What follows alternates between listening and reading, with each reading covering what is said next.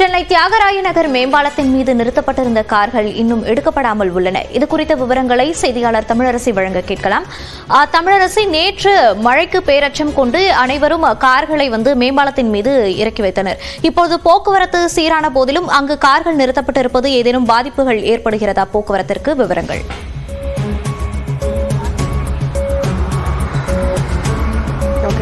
சென்னையில நேற்று கனமழை மற்றும் புயல் எச்சரிக்கை விடுக்கப்பட்ட நிலையில உடனடியாக 4 சக்கர வாகன உரிமையாளர்கள், கார் உரிமையாளர்கள் அருகில் இருக்கக்கூடிய மேம்பாலங்கள்ல தங்களுடைய கார்களை நிறுத்தினாங்க.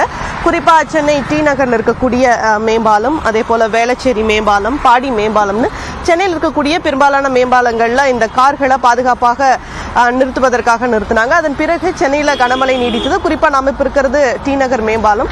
அந்த டி நகர் மேம்பாலம்ல வரிசையாக கார்கள் நிறுத்தப்பட்டிருக்கக்கூடிய காட்சிகளை தான் நம்மளுடைய ஒளிப்பதிவாளர் சேகர் காண்பித்து வருகிறாரு.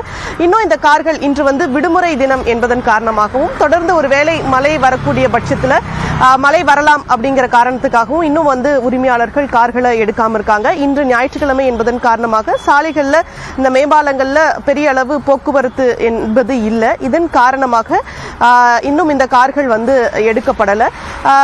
ஒரு சில உரிமையாளர்கள் மட்டும் கார்களை எடுத்துக்கிட்டு இருக்காங்க. குறிப்பா நம்ம சென்னை டி நகர்னு எடுத்துக்கிட்டோம்னா, நேற்று கனமழை காரணமாக டி நகர்ல இருக்கக்கூடிய பெரும்பாலான சாலைகள்ல மழைநீர் முழங்கால் அளவு தேங்கியதுன்னு சொல்லலாம். ஜிஎன் செட்டி சாலை, அதே போல அபிபுல்லா சாலை, பசுலா சாலை உள்ளிட்ட டி நகர்ல இருக்கக்கூடிய பெரும்பாலான சாலைகள்ல மழைநீர் கடுமையா தேங்கியது.